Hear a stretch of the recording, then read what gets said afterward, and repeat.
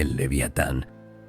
Ese monstruo que Thomas Hobbes imaginó para ilustrar la necesidad de un Estado todopoderoso e inquebrantable, en la práctica terminó por no ser el Estado mismo, sino el sistema económico del que éste se sirve para dominar a la sociedad. Pobre Hobbes, no podía prever que su Leviatán mutaría de forma y cambiaría de bando, que ya no sería el Estado el que domaría a la bestia, sino la bestia quien usaría al Estado como su herramienta de dominio. No podía saber que estaba presenciando la transformación del orden económico dominante. No podía imaginar que lo que él vivía no era solo una crisis política, sino el amanecer de un nuevo sistema, el capitalismo.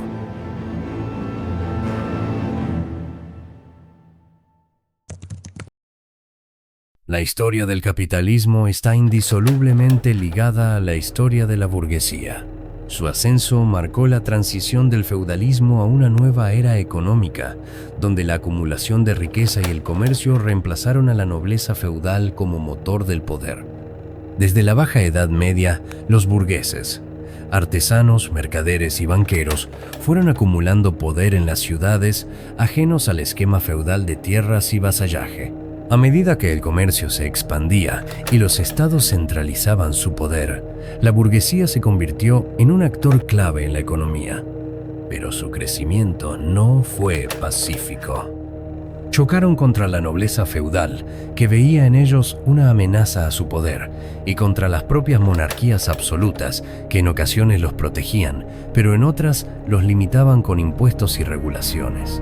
La burguesía no solo quería riqueza, quería poder, y estaba dispuesta a desafiar el orden establecido para conseguirlo.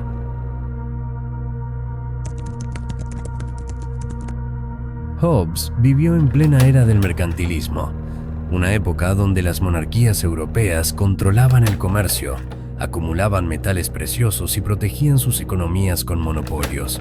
El poder del Estado era crucial para sostener este sistema. Inglaterra, su país natal, se expandía económicamente con la Compañía de las Indias Orientales y el comercio triangular, incluyendo la trata de esclavos. Las grandes potencias Inglaterra, España, Francia y los Países Bajos competían ferozmente por colonias y rutas comerciales. Pero el poder absoluto de los reyes estaba siendo desafiado. La burguesía mercantil y financiera, enriquecida por el comercio global, comenzó a exigir influencia política. Y en Inglaterra, esta tensión estalló en la Guerra Civil Inglesa en 1642 hasta el 1651. Este conflicto enfrentó al rey Carlos I contra el Parlamento, donde la burguesía tenía una creciente representación. Para Hobbes, la guerra civil no era solo un enfrentamiento entre facciones políticas, era la prueba de que, sin un poder absoluto que impusiera orden, la sociedad caía en la barbarie.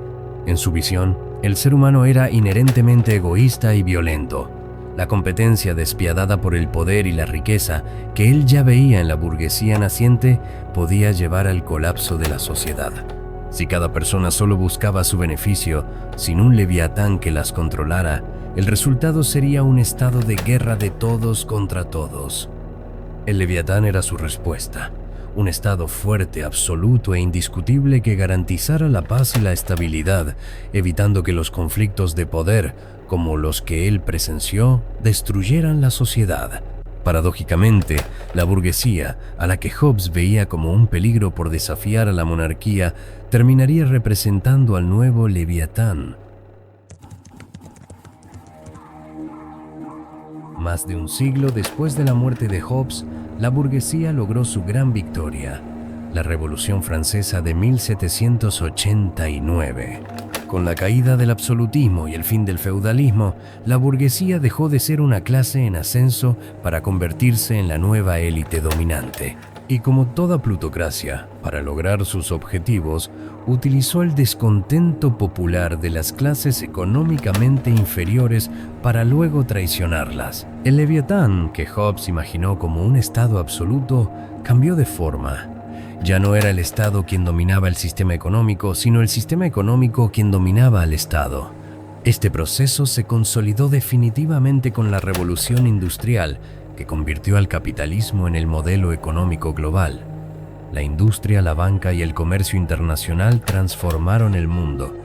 El mercado reemplazó al rey como la nueva entidad todopoderosa. Si bien todo este proceso se fue desarrollando con un marco ideológico de grandes avances para la humanidad en términos de libertad y ciudadanía, esas mismas ideas han sido desvirtuadas sistemáticamente para favorecer la acumulación de capitales en favor de la burguesía y mantener así a la sociedad en perenne desigualdad de condiciones en nombre de la libertad.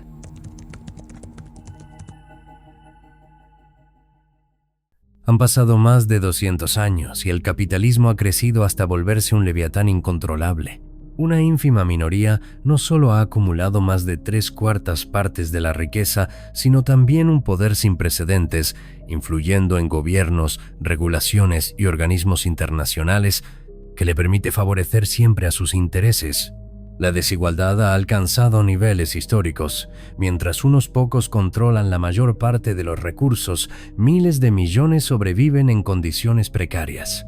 El sistema financiero se ha vuelto una maquinaria de especulación, generando crisis cíclicas que irónicamente transfieren riqueza de los más pobres a los más ricos. La explotación irresponsable de los recursos naturales y la lógica de crecimiento económico infinito han llevado al planeta al borde del colapso climático. La sociedad ha sido deshumanizada, reducida a números de producción, consumo y rentabilidad, sometida a una suerte de competencia colectiva en un sistema casino, donde se vive con la esperanza de un posible triunfo económico que estadísticamente es irrelevante. El capitalismo ha llevado el mundo a un punto crítico. El leviatán ya no es un estado absoluto que impone orden, sino un mercado global que impone su lógica a toda la humanidad, y quien se oponga queda condenado a sufrir el aislamiento y la miseria.